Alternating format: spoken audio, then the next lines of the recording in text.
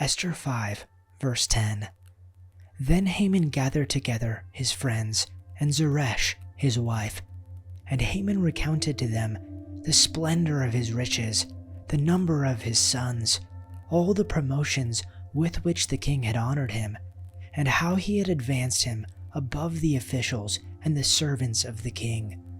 Then Haman said, "Even Queen Esther, let no one but me come with the king to the feast she prepared, and tomorrow also I am invited by her together with the king. Yet all this is worth nothing to me, so long as I see Mordecai the Jew sitting at the king's gate." Then his wife Zeresh and all his friends said to him, "Let a gallows 50 cubits high be made, and in the morning tell the king to have Mordecai hanged upon it. Then go joyfully with the king to the feast." This idea pleased Haman, and he had the gallows made. Chapter 6. On that night the king could not sleep, and he gave orders to bring the book of memorable deeds, the Chronicles, and they were read before the king. And it was found written how Mordecai had told about Bigthana and Teresh, two of the king's eunuchs who guarded the threshold, and who had sought to lay hands on King Ahasuerus. And the king said, "What honor or distinction has been bestowed on Mordecai for this?" The king's young men who attended him said, "Nothing has been done for him." And the king said, "Who is in the court?" Now Haman had just entered the outer court of the king's palace to speak to the king about having Mordecai hanged on the gallows that he had prepared for him. And the king's young men told him, "Haman is there, standing in the court." And the king said, "Let him come in." So Haman came in, and the king said to him, "What should be done to the man whom the king delights to honor?" And Haman said to himself, "Whom would the king delight to honor more than me?" So he answered the king, "For the man the king delights to honor, have them bring a royal robe the king has worn, and a horse the king has ridden, one with a royal crest placed on its head. Then let the robe and horse be entrusted to one of the king's most noble princes. Let them robe the man the king delights to honor, and lead him on the horse through the city streets, proclaiming before him, 'This is what is done for the man the king delights to honor.' Go at once," the king commanded Haman. "Get the robe and the horse, and do just as you have suggested for Mordecai the Jew, who sits at the king's gate. Do not neglect anything you have recommended." So Haman got the robe and the horse. He robed Mordecai and led him on horseback through the city streets, proclaiming before him, "This is what is done for the man the king delights to honor." Afterward, Mordecai returned to the king's gate, but Haman rushed home with his head covered in grief, and told Zeresh his wife and all his friends everything that had happened to him. His advisors and his wife Zeresh said to him, "Since Mordecai, before whom your downfall has started, is of Jewish origin, you cannot stand against him. You will surely come to ruin." While they were still talking with him, the king's eunuchs arrived and hurried Haman away to the banquet which Esther had prepared. Chapter 7. So the king and Haman went to Queen Esther's banquet, and as they were drinking wine on the second day, the king asked again, "Queen Esther, what is your petition? It will be given you. What is your request? Even up to half the kingdom, it will be granted." Then Queen Esther answered, "If I have found favor with you, your majesty, and if it pleases you, grant me my life. This is my petition. And spare my people. This is my request. For I and my people have been sold to be destroyed, killed, and annihilated. If we had merely been sold as male and female slaves, I would have kept quiet, because no such distress would justify disturbing the king." King Xerxes asked Queen Esther, "Who is he? Where is he, the man who has dared to do such a thing?" And Queen Esther said, "A foe and an enemy is the wicked Haman.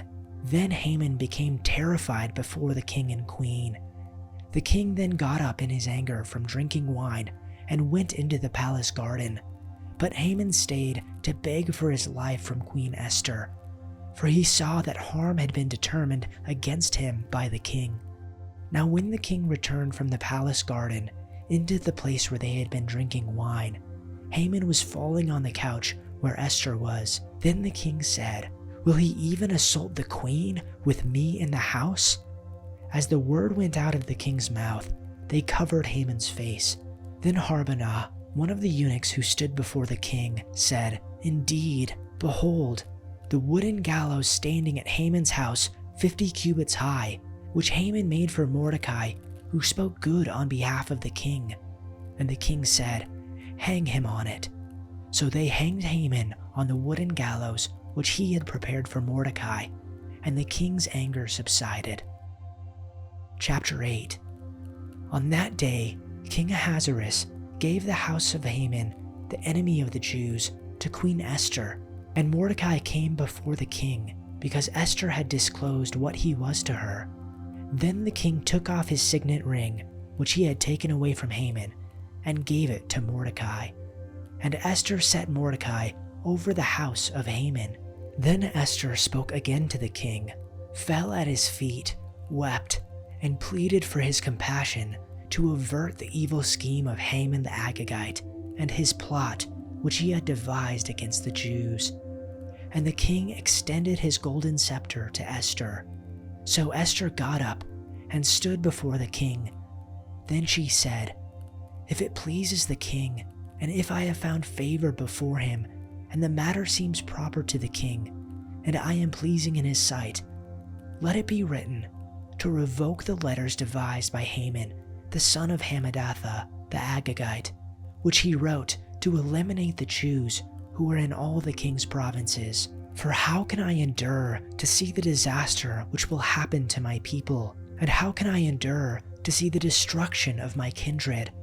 So King Ahasuerus said to Queen Esther and to Mordecai the Jew, "Behold, I have given the house of Haman to Esther, and they have hanged him on the wooden gallows, because he had reached out with his hand against the Jews.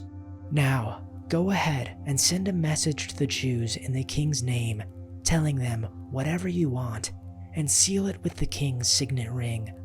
But remember that whatever has already been written in the king's name and sealed with his signet ring can never be revoked."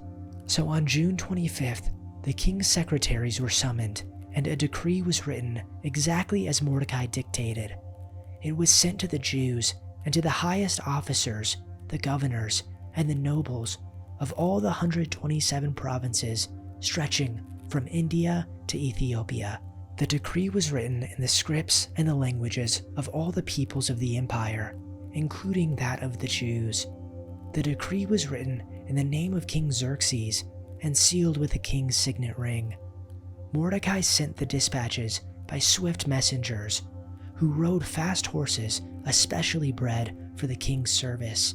The king's decree gave the Jews in every city authority to unite to defend their lives. They were allowed to kill, slaughter, and annihilate anyone of any nationality or province who might attack them or their children and wives, and to take the property of their enemies.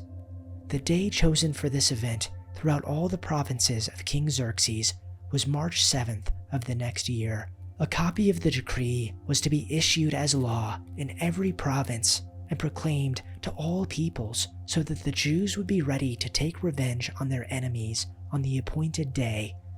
So urged on by the king's command, the messengers rode out swiftly on fast horses bred for the king's service.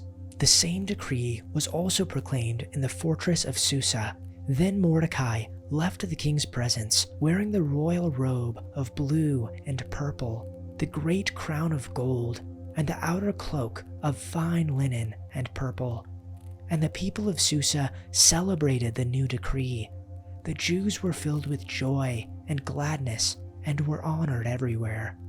In every province and city, wherever the king's decree arrived, the Jews rejoiced and had a great celebration, and declared a public festival and holiday, and many of the people of the land became Jews themselves, for they feared what the Jews might do to them.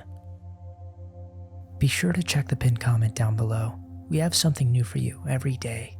Join us every morning from Monday to Saturday to watch along with the whole community. Then on Sunday night, come on back for a weekly sleep video.